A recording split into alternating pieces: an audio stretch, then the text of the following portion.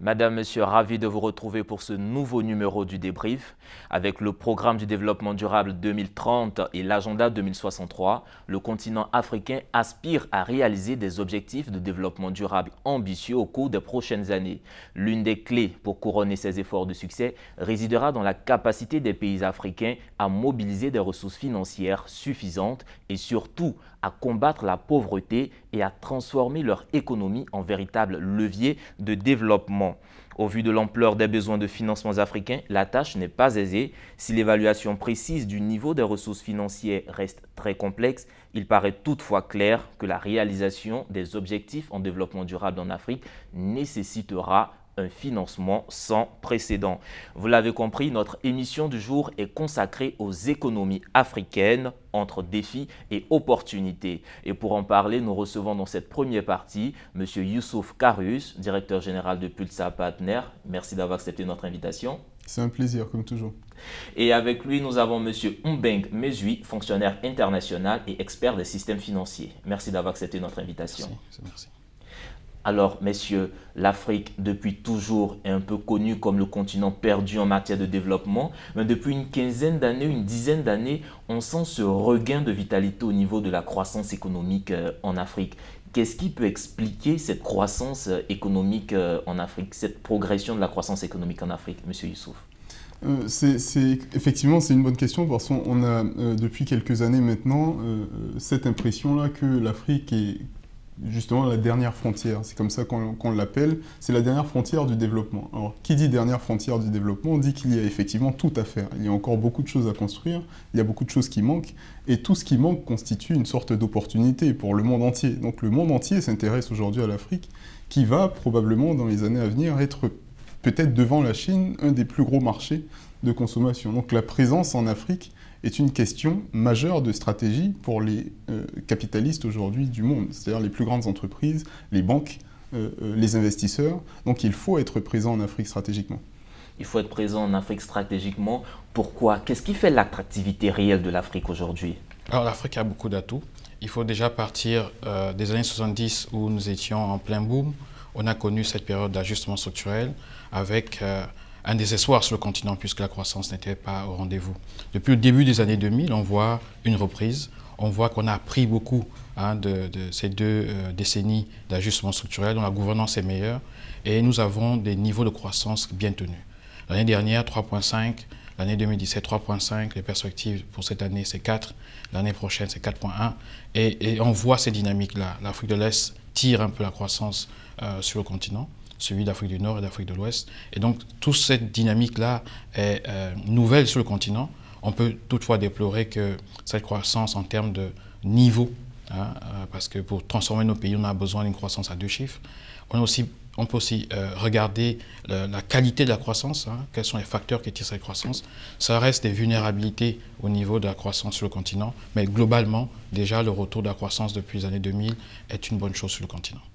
Alors, un regain de vitalité au niveau de la croissance, comme on le dit ou comme on l'entend souvent, le citoyen, le pays a eu un taux de croissance élevé, 9%, 8%, mais le citoyen, il ne le ressent pas dans son assiette, dans sa bourse au quotidien. Croissance économique, est-ce que c'est égal à développement? Justement, non. Et effectivement, c'est là une des lacunes majeures de l'indicateur de croissance qui est communément admis et utilisé par tous les économistes. Mais il y a des alternatives. Ce qui est peut-être dommage pour le continent africain, c'est qu'on se concentre, comme la plupart des pays d'ailleurs, on se concentre uniquement sur la partie, sur l'indicateur de base qui est purement un agrégat ou une somme, si vous voulez, des performances de chaque acteur économique, qui ne prend pas suffisamment en compte le bien-être des populations, leur capacité à se soigner, leur capacité à mieux vivre dans leur environnement. Et effectivement, il y a des indicateurs alternatifs qui existent, mais qui doivent être, je pense, de plus en plus mis en avant pour qu'on s'inquiète et qu'on tienne compte de plus en plus du bien-être des populations. Parce que à la fin de la journée, l'économie et sa croissance doivent servir les populations. Et on l'oublie un petit peu, c'est vrai. On l'oublie un tout petit peu, mais quand on veut parler aussi de développement d'atouts. Tout à l'heure, je parlais d'attractivité. Quels sont les grands chantiers, ou plutôt, quels sont les grands domaines qui font l'attractivité de l'Afrique? Encore l'agriculture, l'industrialisation, les nouvelles technologies. Qu'est-ce qui fait le plus de l'Afrique ces dernières années? Alors, il faut regarder l'Afrique dans sa globalité. Nous sommes partis dans les années 50 avec 300 millions de personnes. Nous sommes autour de 1,2, donc on a multiplié par 4. Dans une vingtaine d'années, nous sommes à 2,5 milliards. Donc cela signifie qu'on va avoir besoin de plus d'investissements dans les infrastructures, dans l'industrialisation, dans les produits de base. Et tout cela présente des opportunités pour tous les investisseurs avertis. Donc ils voient cette dynamique démographique sur le continent qui est sans précédent dans l'histoire de l'humanité. Aucune région dans le monde n'a connu cela. Nous avons 12 à 18 millions de personnes qui rentrent sur le marché du travail chaque année. Donc vous avez une main-d'œuvre qui est disponible, souvent qualifiée. Vous avez aussi des opportunités dans tous les secteurs. Donc vous prenez l'industrialisation, vous prenez les produits que nous utilisons tous les jours. Pensez qu'on va passer à 2,5 milliards d'habitants. L'Afrique de l'Ouest seule va être, la CEDEAO va être à 1 milliard d'ici une vingtaine d'années. Donc c'est un marché aussi vaste que la Chine. Ça représente des opportunités énormes. Si vous êtes dans les régions où la population vieillit, vous avez une croissance potentielle qui est négative. Et l'Afrique est l'une des rares régions au monde qui a une croissance potentielle positive, c'est-à-dire une croissance, lorsqu'on la regarde sur le long terme, en l'absence de tous les aléas de conjoncture. Donc en fait, l'atout de l'Afrique, c'est cette capacité à s'industrialiser, à produire des biens, des services qui vont permettre d'avoir une croissance plus stable. Vous avez parlé tout à l'heure de la qualité de la croissance, le lien avec le développement. Effectivement, c'est lié à la structure même de la croissance. Si votre croissance est extravertie, donc tirée par la demande extérieure, via les produits et les matières premières, la population ne le sent pas. Mais si votre croissance est tirée par des facteurs internes qui permettent de transformer l'économie, oui, vous partagez plus cette richesse avec votre population. Vous parlez tout à l'heure de population, c'est sur ce mot que je veux m'arrêter. Population, croissance démographique en Afrique. On sait aussi quand même que le niveau ou le taux de la classe moyenne en Afrique est en train de monter, de grandir. Est-ce que ce pouvoir d'achat, ce potentiel marché qui se met en place, c'est ce qui attire tous ces grands investisseurs européens et chinois vers l'Afrique ces dernières années? Oui, bien sûr, on le ressent. C'est vrai que la majorité encore de la population africaine reste dans une situation relativement difficile. Donc effectivement, on le voit moins parce que c'est quand même une masse. Mais il y a quand même cette classe moyenne, nous on le ressent en tant qu'investisseurs, il y a quand même cette classe moyenne naissante, parfois jeune, qui aujourd'hui est de plus en plus importante et ça représente un potentiel de consommation qui est quand même très intéressant. Vu de l'extérieur et aussi vu de l'intérieur. Je pense que, pour revenir au point de M. Mbeng sur la capacité, je pense, du continent à se transformer vis-à-vis de sa démographie, qui elle aussi évolue très rapidement, je pense que le gros enjeu, c'est de justement travailler à une intégration de ces marchés. Parce qu'aujourd'hui, chaque pays africain individuellement reste dans une situation qui est quand même un petit peu difficile du fait des frontières qui sont refermées sur elles-mêmes. On ne pourra jamais profiter de ce marché potentiel de plus de 2 milliards 4 consommateurs si chaque pays africain reste cantonné à ses frontières. Les marchés individuels sont trop petits. Et je fais partie de ceux qui le disent depuis de nombreuses années maintenant. On doit travailler le continent africain d'abord de façon régionale, de sorte à intégrer les marchés, de sorte à ce que ce potentiel de consommation, ce potentiel de croissance soit mis, entre guillemets, au service de ceux qui produisent localement. Aujourd'hui, les entreprises locales, dont tous les pays africains, ont encore beaucoup de mal à traverser leurs frontières, et c'est ça l'enjeu de la future Afrique, entre guillemets. Les populations, c'est aussi un challenge. Le fait que les populations africaines soient parmi les plus jeunes du monde, le fait qu'elles soient au travail, le fait qu'on doive leur assurer un bien-être, c'est aussi un challenge pour le développement futur. Aujourd'hui, on a quand même la possibilité, je pense, de faire en sorte que ces jeunes qui arrivent sur le marché du travail soient mieux formés. On a des secteurs d'activité dans lesquels il y a encore énormément de manque de main-d'œuvre. Je pense par exemple au secteur technique. Aujourd'hui, dans les secteurs techniques, dans le BTP par exemple, on a encore un manque de qualification de la main-d'œuvre. Pourtant, il y a énormément de jeunes Africains qui passent par les universités, etc., qui sont parfois mal guidés. Parce que trop peu conscients de là où sont les opportunités. Et je pense qu'il faut travailler à guider les populations vers les secteurs d'activité potentiels de demain qui ont pour moi les plus forts potentiels de demain. Ça va être d'abord les secteurs techniques, les secteurs liés à l'industrialisation, parce que demain, l'enjeu, c'est de pouvoir justement transformer les produits que nous allons consommer. Il y a encore de nombreux pays qui ont des déficits commerciaux. La plupart des pays africains ont des déficits commerciaux vis-à-vis de l'extérieur. Si on arrive à une population de 2,4 milliards et qu'on a encore un problème de déficit commercial vis-à-vis de l'extérieur, ben forcément, c'est qu'en réalité, la croissance profitera toujours à ceux qui sont à l'extérieur de notre continent. Justement, quand on vous entend parler, orienter la jeunesse ou les acteurs de demain vers des secteurs clés, des secteurs d'avenir, est-ce qu'il faut déjà commencer à repenser ou à adapter notre système d'éducation-formation par rapport aux enjeux futurs? Tout à fait. En fait, l'objectif central doit être l'industrialisation pour apporter un meilleur niveau de vie. Et lorsqu'on a cet objectif d'industrialisation, tout doit suivre. Quel système éducatif pour atteindre les objectifs d'industrialisation que nous nous sommes donnés? Quel système de santé nous allons mettre en place? Quelles sont les infrastructures qu'on va mettre en place pour soutenir cette question d'industrialisation? Parce que lorsqu'on regarde les facteurs qui créent plus d'emplois, ce sont les industries, notamment les industries manufacturières. Et donc le système éducatif doit viser cet objectif-là. On ne doit pas voir ces méthodes ou ces plans comme des plans qui se juxtaposent. Non, ça doit être communié pour qu'on atteigne l'objectif commun d'avoir une industrie solide. Prenons tous les secteurs. Regardez juste la balance des paiements de nos pays. On importe quoi? Si on consomme beaucoup de produits laitiers, par exemple au Niger, et que le lait en poudre consommé au Niger vient essentiellement de la zone euro, il y a un problème. Parce que le cheptel du Niger est très important. Donc on peut produire du lait sur place. Il faut déjà régler ce problème-là pour que les devises que nous avons ne soient pas utilisées pour aller financer des produits que nous pouvons produire localement. Et si nous les produisons localement, nous allons déjà garder notre jeunesse sur place. Elle ne va pas traverser la Méditerranée comme on le voit à la télévision. C'est très triste ce que nous voyons. Et cela va permettre d'avoir cette classe moyenne qui a un peu plus de revenus et qui va contribuer au développement de l'économie.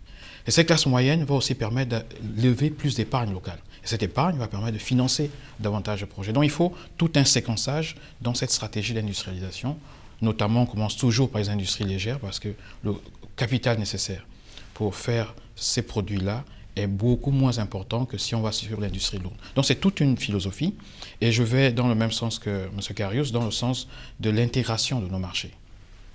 Nous avons des pays assez isolés qui se retrouvent seuls avec des coûts de production très élevés. Il faut penser à des marchés plus grands. Si nous sommes dans une zone comme l'UEMOA avec une seule monnaie, comme la zone CEMAC avec une seule monnaie, il faut avoir une stratégie d'industrialisation de cette région-là. Et cette stratégie qui est régionale doit maintenant avoir des implications au niveau de chaque pays. Et là, nous gérons une monnaie, des réserves ensemble, mais nous gérons aussi les objectifs de développement économique ensemble. C'est vers quoi il faut aller. Alors justement, je vais revenir un peu sur le débat tout à l'heure, mais je vais m'arrêter sur ce que vous venez d'évoquer, la monnaie. En matière d'atouts, d'attractivité, quand on parle de monnaie, les monnaies africaines, est-ce qu'elles ont un rôle, elles ont une influence sur cette croissance que nous connaissons, la stabilité des monnaies africaines? C'est le rôle de la monnaie, c'est pas son premier rôle que de maintenir un niveau de croissance. Le premier rôle de la monnaie, c'est d'abord de maintenir un certain niveau d'inflation, d'éviter les situations d'hyperinflation, par exemple. Alors, pourquoi est-ce que sur le continent africain, la monnaie a un impact relativement important sur les investissements? C'est parce que beaucoup d'investissements sont effectivement des flux de capitaux venant de l'extérieur. Donc, quand vous investissez, par exemple, en dollars, dans une zone où il y a énormément de fluctuations monétaires parce que la banque centrale n'a pas suffisamment de réserves, parce que la monnaie est moins stable, etc., mais du jour au lendemain, vous pouvez être dans une situation où ce qui est une opportunité intéressante, parce que les rendements sont intéressants en dollars, devient une opportunité moins intéressante parce que la monnaie locale est impactée. Vous voyez ce que je veux dire? Donc, effectivement, quand on est sur le continent africain, on a beaucoup de pays de ce type. On a par exemple l'Éthiopie qui est économiquement extrêmement intéressante, mais qui souffre de cette fluctuation monétaire qui peut fragiliser potentiellement de nombreux investissements. Donc quand vous êtes dans cette situation, les flux de capitaux entrants peuvent, si votre monnaie perd énormément de valeur d'une période à l'autre, il peut y avoir des capitaux sortants qui sont relativement importants. Et ces capitaux sortants vont impacter effectivement la croissance parce que moins d'investissements, parce que plus de devises demandées à l'extérieur. Donc forcément, ça ça nourrit une sorte de cercle vicieux qui joue aussi sur la monnaie. Donc, c'est pour ça que l'intégration économique et l'intégration monétaire est importante, parce que plus vous êtes nombreux, plus la Banque centrale est indépendante, plus les politiques monétaires ont un réel impact, parce que vous êtes nombreux, parce que vous voyez dans la même direction, parce que votre marché est plus important, et parce que la gestion des devises aussi est plus saine, quelque part. Ce qui est difficile quand on est un pays individuel avec une banque centrale, surtout dans l'environnement des pays africains. Beaucoup de banques centrales ont du mal à défendre leur indépendance. La banque centrale n'est pas un outil politique. La banque centrale, c'est un outil économique qui est censé prendre ses décisions de façon purement indépendante, sans aval politique, sans aval des acteurs économiques, mais avec une lecture de l'économie qui est rationnelle. C'est ça une vraie banque centrale. D'accord. Parler de la Banque centrale, ce n'est pas une banque objectif politique, si je peux résumer ainsi. En parlant de politique, la stabilité ou la croissance économique de nos pays, est-ce qu'elle est basée, elle est fondée sur la stabilité politique de nos pays africains? Oui, mais je vais, si vous permettez de rebondir sur la monnaie, moi je pense que la Banque centrale est aussi un instrument politique. Maintenant, on peut être un instrument politique avec des objectifs bien différents. Il faut que la Banque centrale soit autour de la table pour accompagner les politiques économiques avec le gouvernement. Rien que pour revenir sur la question monétaire, il faut voir la monnaie comme un instrument de politique économique. Donc, ce n'est pas l'objectif, la monnaie. C'est un instrument qu'on va utiliser pour atteindre certains objectifs de politique économique. Donc, une monnaie africaine, ce n'est pas comme cela qu'on devrait commencer à penser la chose. On devrait regarder qu'est-ce qu'en tant que continent, nous voulons faire ensemble. Penser nos échanges, penser notre industrialisation, penser la croissance économique. Et ensuite, nous discutons des modalités et des instruments qui vont nous permettre de les atteindre. La monnaie est un instrument fort et nous allons définir cette question de monnaie en fonction des objectifs de politique économique que nous nous fixons. Donc, a priori, on ne se dit pas que la monnaie doit être comme ceci ou comme cela. Elle doit répondre à nos besoins de développement. Pour revenir sur la stabilité politique, elle est fondamentale. Lorsque vous êtes un investisseur, que vous soyez africain ou non africain, vous regardez la situation politique dans un pays. Parce que vous ne voulez pas que vos décisions d'investissement soient remises en cause à chaque fois qu'il y a un changement politique dans le pays. Donc ce risque-là, vous devez être capable de le lire. Et ce qui est important, ce n'est pas de discuter si un pays doit être démocratique ou pas. Ce qu'on veut lorsqu'on analyse le risque politique, c'est de voir la stabilité. Est-ce que je peux lire la politique de tel pays sur 10, 15, 20 ans? Le pays qui peut donner cette assurance va avoir les capitaux venir. Mais si, même si vous êtes en démocratie, mais qu'on voit des fluctuations dans vos décisions, alors là, même les investisseurs les plus optimistes ne viendront pas dans votre économie. Donc ce qui est important, c'est la lisibilité sur le long terme et la stabilité dans les décisions qui sont prises. La stabilité dans les décisions qui sont prises, la stabilité sur nos continents. Tout à l'heure, vous évoquiez la question des migrations, ces jeunes qui vont chercher un nouvel avenir ailleurs. Est-ce que quand on regarde un peu l'impact de la diaspora sur nos économies locales, est-ce que la diaspora ne joue pas un rôle fondamental dans le développement de nos économies? Complètement, il y a énormément de flux de capitaux entrant sur le continent provenant de la diaspora qui justement parfois sont des aides pour leurs parents, pour leurs familles restées sur le continent. Et effectivement, c'est un potentiel d'investissement qui est extrêmement important. Je pense que l'enjeu, c'est de pouvoir peut-être canaliser cet investissement potentiel qui vient de la diaspora vers des segments ou des secteurs d'activité ou des opportunités qui sont peut-être avec un impact plus marqué sur le long terme. Aujourd'hui, c'est vrai que financer de la santé, c'est très bien, on le voit, la diaspora a les moyens de financer une bonne partie de la santé de leurs familles qui restent sur le continent. C'est que quelque part, la diaspora a aussi la capacité d'investir dans des opportunités clés pour le développement futur du continent. Et je pense que ce qui manque, encore une fois, ce sont les canaux. Ce sont les bons canaux d'investissement vers les opportunités qui sont intéressantes. Et de nombreux pays africains, par exemple, ont fait l'exercice de lancer des bonds, donc des obligations d'État orientées pour la diaspora qui ont eu un franc succès. Donc c'est dire que c'est quand même des opportunités d'investissement très intéressantes et qui très souvent vont bien au-delà des idées, donc des investissements étrangers orientés sur le continent. L'Afrique, on le sait, depuis une dizaine d'années est en train de se diversifier, de s'industrialiser. L'Afrique offre maintenant de nombreuses possibilités d'offres commerciales, si je peux le dire. On est passé de l'agriculture, on a l'industrialisation, on a les nouvelles technologies. Est-ce que cette diversification d'offres commerciales a eu un impact sur la croissance économique et surtout sur le développement du continent africain? Oui, on le voit de plus en plus. Tout à l'heure, on parlait de la diaspora, c'est 69 milliards de dollars vers le continent. C'est plus que les IDE, c'est 41 milliards de dollars les IDE. Donc ça montre déjà cette dynamique. Sur les différentes offres, effectivement, on voit que dans certains pays, ce sont la partie service qui tire un peu la croissance. Et donc c'est grâce à ces opportunités-là.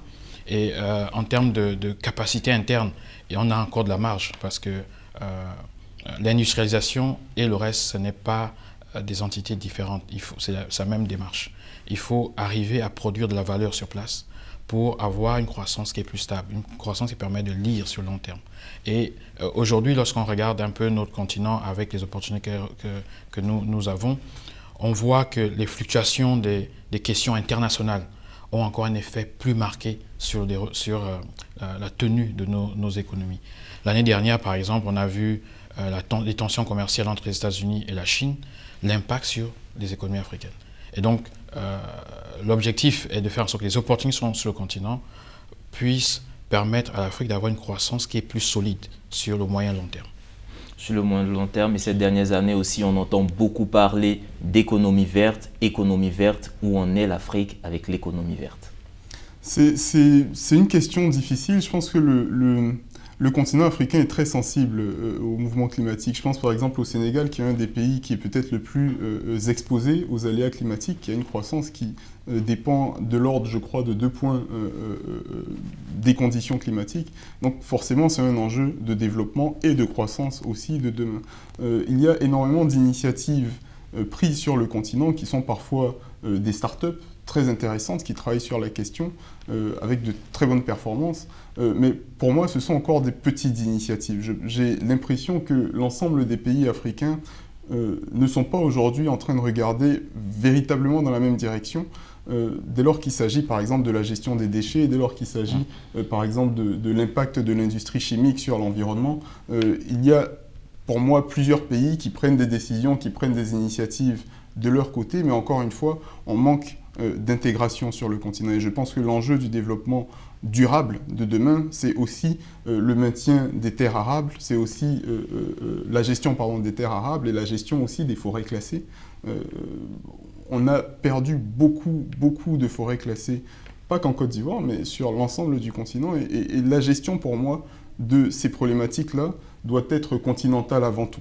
Parce qu'effectivement, un pays peut prendre des décisions très intéressantes de son côté, mais ce qui se passe juste à côté de sa frontière va l'impacter directement. Pour aller dans le même sens, oui, nous avons 60% des terres arables qui sont disponibles dans le monde. Et si, comme vient de le dire M. Karius, vous êtes par exemple au Gabon, votre forêt, c'est la même que celle du Congo. Si vous prenez des décisions qui sont en contradiction avec ce qui se passe au Congo, vous voyez que l'effet n'est pas solide. Donc c'est effectivement le point qu'il vient de relever, c'est-à-dire qu'il faut une cohérence dans nos politiques. Nous parlons d'économie verte, mais il faut intégrer cette économie verte dans notre stratégie d'industrialisation. Comme ça, les choix que nous faisons en termes de produits, en termes de consommation, en termes de système éducatif, même en termes d'infrastructure, sont liés et alignés sur les différents engagements que nous prenons. Alors, M. Youssouf Karius, si vous deviez laisser un mot, qu'est-ce qu'on devait retenir de vous, la croissance économique en Afrique? Je pense que pour moi, l'enjeu de la croissance économique africaine de demain, c'est une question d'intégration purement et simplement. C'est vrai, il y a de bonnes choses qui se font, mais aujourd'hui, la croissance africaine est en dessous de celle d'Amérique latine et en dessous de celle de l'Asie. Et pour moi, c'est un véritable problème. On ne peut pas être au niveau de développement dans lequel on est sur le continent, on ne peut pas être dans la situation dans laquelle on est et être encore aujourd'hui surperformé en termes de croissance économique par d'autres continents ou d'autres économies émergentes qui, il y a encore quelques années, étaient quasiment dans la situation de l'Afrique aujourd'hui. Je pense que, pour moi, l'accélérateur véritable de la croissance, mais aussi du développement de demain, c'est purement et simplement une question d'intégration, mais d'abord une intégration régionale avant d'être continentale.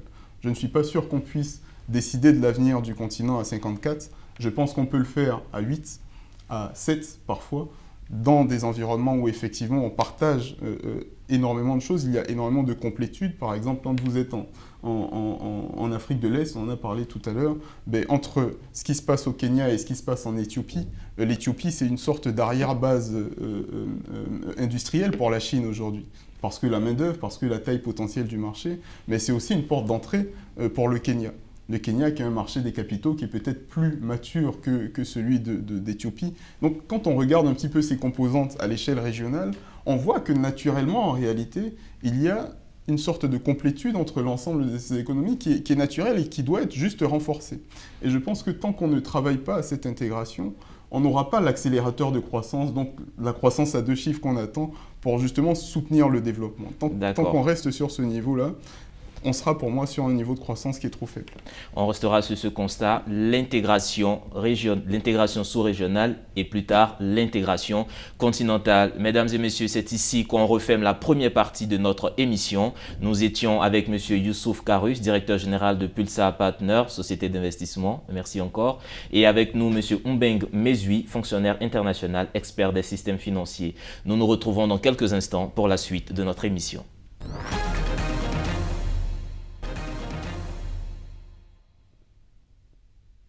Merci de nous retrouver pour cette seconde partie du débrief. Nous avons évoqué la question des atouts économiques de l'Afrique dans la première partie. Et dans cette seconde partie, nous revenons un peu sur le contexte de mondialisation des échanges et des mouvements de capitaux. Les entreprises multinationales augmentent leurs risques inhérents aux pays dans lesquels elles sont présentes ou souhaitent investir. Elles sont donc contraintes de prendre en compte le concept de risque pays afin d'orienter leur stratégie d'investissement et de développement. Et pour parler plus précisément du risque pays dans les économies africaines, nous recevons toujours M. Mbeng Mezui, fonctionnaire international, expert des systèmes financiers. Merci d'être avec nous encore. Et avec lui, M. Youssouf Karus, directeur général de Pulsar Partners. Merci encore. Merci à vous. Alors, messieurs, c'est quoi le risque pays? Alors, on peut le définir de plusieurs manières, mais c'est la perception des aléas que les autres partenaires vont avoir sur un pays, sur le souverain, donc l'État, tout ce qui touche les différents démembrements de l'État. Il peut s'agir de risques de crédit, il peut s'agir de risques politiques et d'autres risques qui concourent à toute la perception, à l'analyse des aléas qui peuvent challenger ou qui peuvent, pour lesquels un pays peut être confronté. Voilà. Monsieur Youssouf Karus, vous êtes investisseur. Quand vous voulez investir dans un pays, quels sont les premiers risques, les premiers critères que vous regardez avant d'y aller?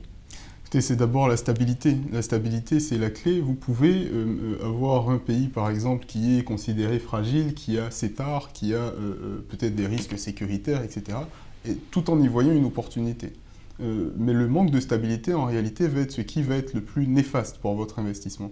Quand vous prenez un risque, la capacité à le prendre, si vous voulez, en connaissance de cause, est ce qui est le plus important pour l'investisseur. C'est-à-dire que investir en Afrique est perçu par des investisseurs de l'extérieur comme risqué, mais ça reste intéressant d'investir sur une opportunité quand on sait avoir la lecture du risque qu'on a identifié sur la période en réalité de notre investissement et de notre rendement futur, si vous voulez. Mais tous les aléas qui vont venir impacter justement la stabilité de ce risque qu'on a déjà identifié va être pour un investisseur un frein simple à l'investissement. Un investissement, mais de manière classique, de manière standard, il y a combien de types de risques? Il y en a plusieurs, mais c'est comment on va l'analyser et sur quelle perspective on le regarde. L'investisseur étranger qui va dans un pays, l'investisseur local. Le risque politique est déjà intégré pour l'investisseur local parce qu'il vit dans l'environnement du pays. Mais qu'est-ce qui va être intéressant au niveau du risque pays qu'il va regarder? C'est la capacité, par exemple, du souverain à honorer ses engagements financiers, par exemple. C'est les délais dans lesquels le souverain va les engager. C'est aussi un autre risque, parce qu'il ne s'agit pas d'honorer in fine, mais d'honorer dans les délais connus. Donc tout cela rentre dans l'analyse du risque pays. Pour l'investisseur étranger qui regarde, il va comparer toujours la décision d'aller dans un pays par rapport à investir dans un autre pays. Et donc, dans ce cas, comme l'expliquait M. Garrioz, on a cet aspect de regarder les fluctuations au niveau des décisions de tel pays par rapport à un autre. Et ce qui est important, c'est cette stabilité-là, de cette lecture. Donc, en fonction du domaine dans lequel on se trouve, on va identifier un certain nombre de risques. Et ces risques peuvent être importants. Si vous êtes dans les infrastructures, c'est des investissements de long terme. Et vous avez différentes parties. Par exemple, le risque de construction. Il faut regarder quels sont les partenaires qui sont sur place. En termes d'investissement, vous avez besoin d'avoir une lecture sur l'actif sans risque dans le pays. Et l'actif sans risque devrait être l'État. Mais pour cela, il faut qu'il construise sa crédibilité en tant qu'actif sans risque, qui va vous permettre après de pricer le reste des actifs. Donc, en fonction du domaine, du risque commercial aussi, on pourra en parler, mais en fonction du domaine et de l'attitude de l'investisseur, il y a différents aspects du risque qu'il va devoir regarder. Alors, mais il y a des agences qui sont spécialisées pour faire ces enquêtes, pour déterminer le risque pays de tel pays, tel pays, tel pays. Comment elles arrivent à le faire justement ? Vous parlez des agences de notation, notamment, effectivement, il y a 3 majeurs à l'échelle internationale et il y a de plus en plus d'agences de notation locales. Je pense à Bloomfield Investment, par exemple. Je faisais partie de l'équipe il y a encore quelques années, qui est une agence de notation régionale qui a vocation à prendre des décisions sur le risque pays, sur l'environnement dans lequel ils exercent. La différence par rapport avec des agences de notation internationales, c'est que c'est des acteurs qui sont beaucoup plus proches du terrain et qui ne sont pas uniquement sur le terrain pendant les périodes d'analyse. Donc la sensibilité de ces acteurs qui sont des acteurs locaux au risque pays est parfois peut-être un petit peu plus poussée. Les analyses vont parfois être aussi des positions sur le débat politique, par exemple. Parce que quand le débat politique n'est pas apaisé, ce sont effectivement des risques politiques pour le futur. Donc des agences régionales vont pouvoir anticiper, vont pouvoir en tout cas décrire ce qui est considéré comme un risque, je pense, sur le terrain, peut-être mieux parfois que les agences internationales. Et les facteurs qui vont être très importants, c'est effectivement ce qu'on va appeler le risque légal, donc l'environnement juridique. Comment est-ce que cet environnement arrive à défendre les intérêts les intérêts des investisseurs potentiellement. C'est aussi le risque politique, c'est aussi le niveau de gouvernance, c'est aussi le risque sécuritaire. Donc c'est tout un tas d'éléments qui, de façon environnementale, sont susceptibles d'impacter les décisions d'investissement. Impacter des décisions d'investissement, vous parlez tout à l'heure de risques politiques. Quand on arrive en Afrique à certaines périodes sensibles, comme à l'approche d'élections, de crises et autres, comment est-ce que les investisseurs ont leur mot à dire en cette matière-là avant d'investir? Je prends l'exemple d'un grand groupe qui investit peut-être dans le minier, dans l'agro-industriel. Il s'avère qu'il y a des tensions politiques. Comment ces entreprises-là vivent et comment est-ce qu'elles peuvent influencer aussi le cours de la vie? Justement, c'est vraiment très pertinent parce que la perception de risque va décider du niveau et du coût de l'investissement que vous allez pouvoir mettre dans un pays. Si vous devez prêter de l'argent à un souverain, une entité dans un pays, tous ces facteurs vont jouer sur le coût même et le niveau auquel vous pouvez être amené à vous engager. Si les risques sont élevés et que vous voyez qu'il y a une opportunité, les taux vont être plus élevés. Et vous pouvez aussi réduire la taille de vos lignes parce que vous voyez que ce pays, vous n'avez pas une lecture sur une longue période. Mais c'est ce travail d'engagement entre les autorités dans les pays et le secteur privé, qu'il soit externe ou interne, pour rassurer. Parce que si vous êtes dans la gestion d'une économie, il est important de discuter avec toutes les parties de l'écosystème pour comprendre, expliquer la lecture que vous êtes en train d'avoir du pays. Et le risque politique est l'un des plus importants. Il fait souvent peur, ce risque politique, parce que toutes les décisions prises par une partie peuvent être changées à 100% par une autre partie. Et ça crée une instabilité terrible pour n'importe quel investisseur. Donc ça, c'est un risque qui est très important. Et après, vous avez d'autres types de risques qui sont liés, par exemple, à la sécurité. Si dans les frontières, il y a un début de rébellion ou une guerre, tout cela change un peu la lecture que vous pouvez avoir du pays parce que tout peut changer du jour au lendemain. Donc ce sont des facteurs qui, pendant 2 décennies, ont plombé un peu la perception de l'Afrique. On parlait du continent de désespoir, lorsque on parlait de l'Afrique. Et depuis la fin des années 90, depuis les années 2000, on a parlé dans cette première partie d'émission de cette croissance, du retour à la croissance sur le continent. C'est aussi dû à cela. La gouvernance de manière globale s'est améliorée sur le continent. Si vous regardez l'ensemble du continent, environ 60% des Africains vivent dans des régions, dans des pays où la gouvernance est améliorée, si on se réfère à l'indice de Mo Ibrahim. On se réfère à l'indice Mo Ibrahim, mais quand on parle de risque, est-ce qu'on s'attend toujours à quelque chose de négatif? Parce que tout à l'heure, je peux peut-être évaluer le risque du pays Éthiopie ou Afrique du Sud. Si je me rends compte que le risque est assez élevé, il ne sera pas forcément négatif. Oui, non, en fait, le risque, il y a un prix qui va avec ça. Ça veut dire que ce que vous voulez, c'est comprendre la situation du pays ou d'une entité. Et cela va déterminer votre niveau d'engagement. Si un pays est par exemple investment grade, qui est le cas de certains pays comme le Maroc, la Namibie, etc., c'est un risque qui est perçu comme un risque très faible. Et donc, le niveau de mes engagements va être peut-être plus long et les taux auxquels je vais faire des investissements vont être encore plus attractifs pour les pays en question. Si le risque est plus élevé, je suis dans des pays, on va dire, junk qui sont B, comme beaucoup de nos pays, malheureusement, alors le pricing et le niveau auquel je vais m'engager va être plus élevé. Seulement, lorsque vous avez des entités, comme on vient de soulever avec Bloomfield et d'autres agences de rating, qui vous font un travail particulier en ciblant exactement les risques du pays, en analysant, en apportant des éléments quantitatifs qui sont crédibles, vous pouvez être rassuré et voir comment on dit mitiguer, comment nuancer, comment atténuer, comment gérer ce risque-là. Et donc, le risque, c'est une chose, mais les instruments pour les gérer, c'est aussi un élément important dans le dialogue qu'on a avec les investisseurs. Alors, vous qui avez quand même une expérience en agence de notation, tout à l'heure, M. Mbeng parlait d'une notation, il a parlé de B. Alors, comment est-ce que les pays sont numérotés? Comment est-ce que les risques sont évalués? Quelles sont les différentes classes? C'est une échelle de notation, si vous voulez. Il y en a plusieurs. Il y a plusieurs échelles de notation qui existent, mais c'est une échelle de notation qui, justement, décrit le niveau de risque. Donc, qui agrège effectivement des facteurs quantitatifs, mais aussi des facteurs qualitatifs. Quand on se prononce, par exemple, sur le risque politique, c'est surtout un facteur qualitatif. Donc, c'est l'agrégation de ces facteurs qui va déterminer un niveau de notes. Donc les notes peuvent être, par exemple, tout le monde connaît maintenant le AAA, donc ça part du AAA jusqu'au D. D, c'est une situation de défaut avéré, c'est-à-dire que c'est un État qui fait défaut sur sa dette financière, donc qui n'est pas en capacité d'honorer sa dette financière autant à l'instant où c'est nécessaire de l'honorer et qui n'en a pas forcément les capacités.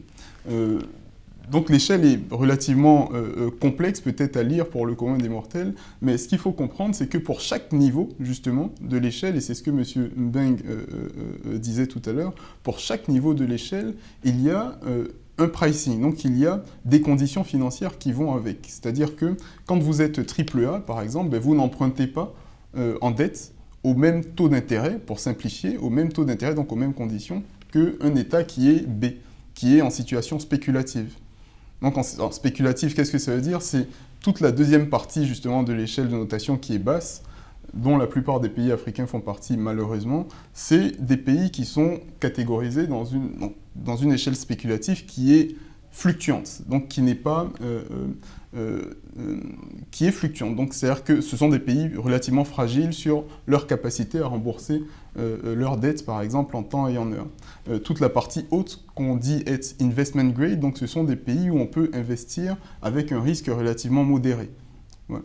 Donc ces deux grandes catégories de notes vont permettre de ségréguer, donc de différencier un pays qui est à risque, donc avec un taux d'intérêt spécifique, d'un pays qui est considéré moins à risque, avec un autre taux d'intérêt moins important la plupart du temps. Et quels sont en griffe, les 3 bons élèves de l'Afrique actuellement? Les trois bons élèves, ça va être le Lesotho, par exemple, ça va être l'Afrique du Sud, qui a quand même, dont la note a quand même beaucoup baissé, ça va être les pays maghrébins, surtout le Maroc. Qui d'autre, je pense Botswana. Le Botswana, pardon, je parlais du Lesotho, mais le Botswana plutôt, du fait du diamant, notamment. Les réserves diamantaires et les réserves en ressources minérales sont importantes et justifient que justement le pays ait cette note-là. Alors, tout à l'heure, on parlait de l'économie verte. Est-ce que quelque part, il y a le risque environnemental, le risque environnement dans ces différentes classifications. Oui, bien sûr, ces aspects sont regardés et comme toujours, ça dépend de quel secteur dans lequel on veut investir.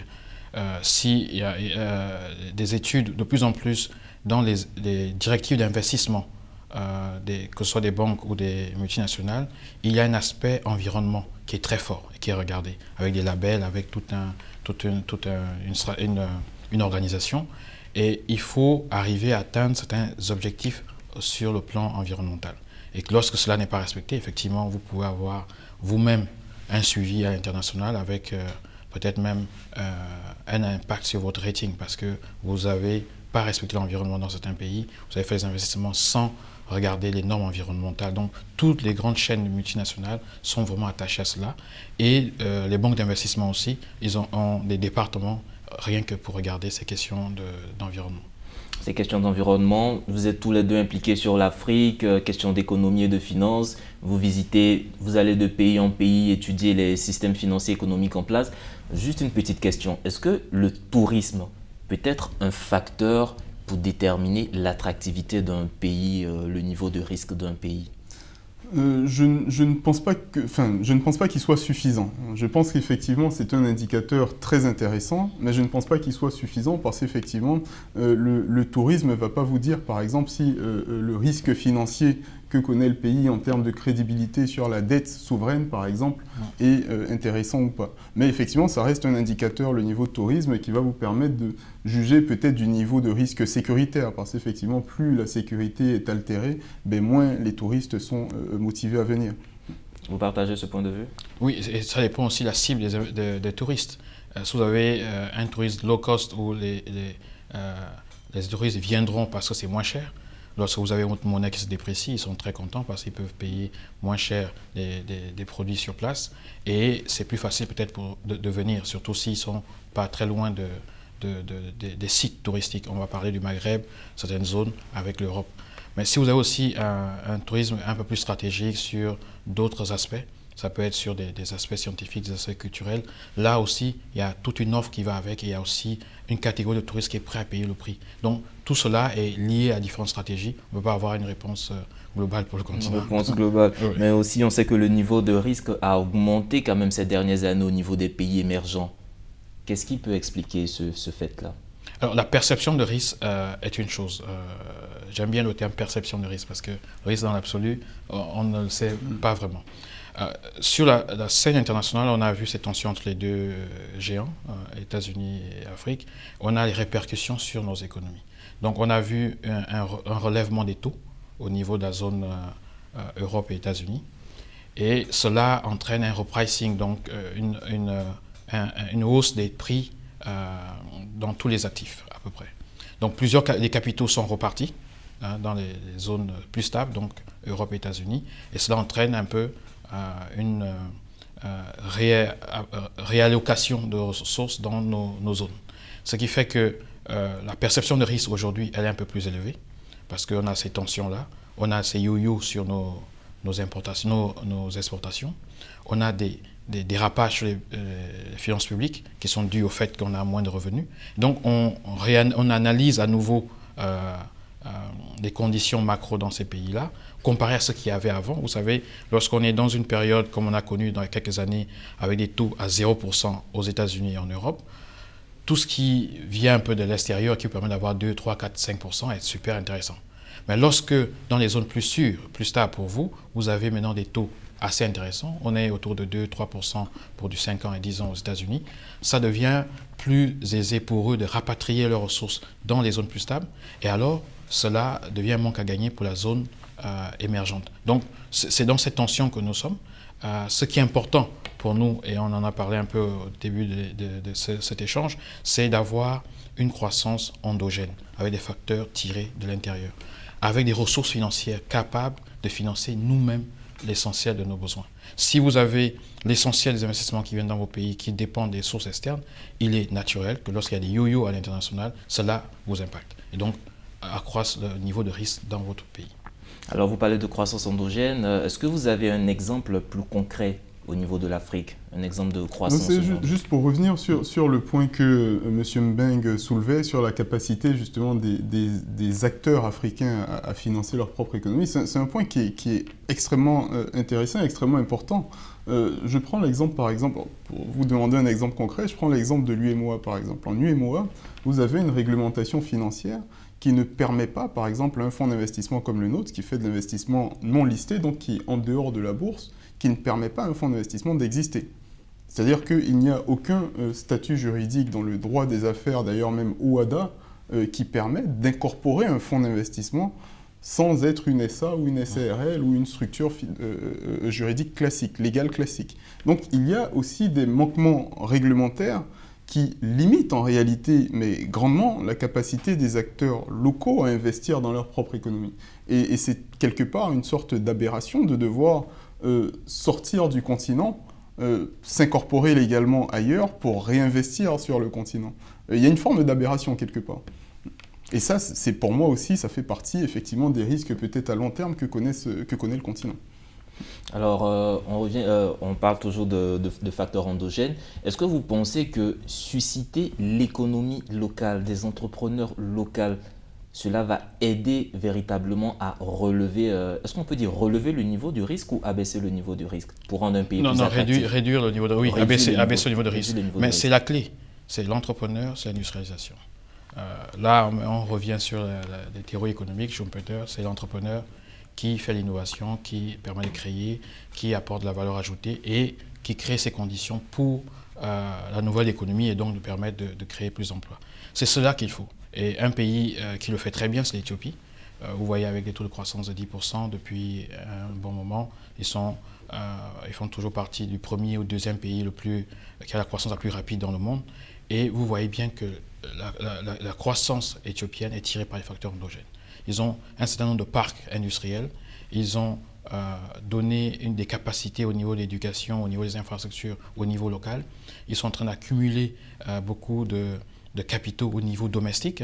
Vous êtes passé sur les 5 dernières années au niveau des fonds de pension de 5 milliards de birrs à 28 milliards de birrs, ce qui est 65 milliards de birrs, pardon, permettez-moi. Donc vous voyez que cette population classe moyenne qui croît va aussi épargner sur certains segments de l'économie, créer plus de richesses, faire en sorte que finalement, lorsque vous êtes au niveau des décisions, vous avez un plan de financement, vous regardez d'abord autour de vous. Vous appelez les banquiers, les assureurs, les fonds de pension qui sont dans votre économie et vous pouvez de manière stable, de manière crédible, de manière pertinente, financer 70 à 80% de vos besoins. Et après, le reste, vous pouvez le tirer à l'extérieur, comme le fait l'Afrique du Sud et d'autres pays. Mais si, lorsque vous asseyez, vous faites le tour de table, vous avez fait les poches de toutes les banques, finalement, vous n'avez plus grand-chose. Donc, le secteur privé qui devait bénéficier du crédit n'en a plus parce que vous avez évincé le secteur privé, alors que le crédit au secteur privé est l'indicateur le plus pertinent pour réduire la pauvreté. Donc, vous, en tant qu'État, vous prenez toutes les ressources et en plus de ça, vous en cherchez à l'extérieur. Mais à l'extérieur, lorsque la Chine et les États-Unis ou la Turquie auront un problème, ça va se répercuter sur vos capacités même de réaliser les rêves que vous avez promis à votre population. Alors, monsieur, à l'heure de l'émergence africaine, qu'est-ce que nous devons retenir sur les risques pays en Afrique, monsieur Youssouf Karius? Je pense que la capacité du continent à maintenir une certaine lisibilité sur le risque ou la perception du risque, effectivement c'est important de séparer les deux. La perception du risque vis-à-vis de l'extérieur, pour moi c'est un peu la clé, c'est-à-dire qu'aujourd'hui on manque beaucoup de lisibilité. On manque beaucoup de lisibilité sur les programmes politiques. Les programmes politiques sont calés complètement sur des échelles électorales. On ne peut pas être dans la situation que connaît l'Afrique aujourd'hui et penser le développement sur 5 à 10 ans. C'est impossible, ce n'est simplement pas rationnel. Je pense que la lisibilité, c'est aussi quelque part la clé. Ça ne veut pas dire que le risque ne va plus exister, ça ne veut pas dire qu'il ne va plus jamais y avoir de risque. Je ne pense pas que ce soit ça l'idée. Je pense que l'idée, c'est de fournir aux acteurs de l'économie locale et internationaux la capacité à lire et à maîtriser les risques. Et c'est ça pour moi la clé justement de l'investissement d'abord, mais aussi du développement de demain. Merci, M. Karius. M. Mbeng, si vous avez un mot. Je vais dans le même sens. La mise en place des informations et des données est très importante. J'admire une situation au Nigeria. Vous voyez le taux de change officiel vous avez le taux de change du marché black market là. C'est affiché. Vous savez combien vous allez sur le marché officiel, vous savez combien vous allez sur le marché parallèle. Donc, l'investisseur qui est sur place ou l'acteur économique comprend la dynamique du marché. Lorsque vous ne connaissez pas ce qui se passe dans la partie informelle de votre économie, et c'est ça la plupart de nos économies, la part de l'informel représente plus que la part du formel. Et donc, nous ne savons pas souvent ce qui est en termes de capitaux, ce qui est là-bas, qui y travaille. Et cette partie-là crée un risque important lorsque vous êtes investisseur d'analyser cette perception du risque. Donc il faut la lisibilité, il faut surtout une meilleure connaissance de nos économies. Si vous dirigez une économie, il faut connaître tous les pans de cette économie. Vous ne pouvez pas avoir 60-70% de votre économie informelle sans avoir aucune maîtrise de ce qui se passe en termes d'emploi et en termes de capitaux. Merci Monsieur Ombeng. Vous l'avez compris, donc aujourd'hui nous parlons de la perception du risque pays au niveau des économies africaines et nous étions avec Monsieur Ombeng Mejui, fonctionnaire international, expert des systèmes financiers, et avec lui nous avions Monsieur Youssouf Karus, directeur général de Pulsar Partners, société d'investissement. Merci Monsieur pour vos contributions et le débat se poursuit chez vous. Bonne suite de programmes sur Medi 1 TV, Medi 1 TV Afrique.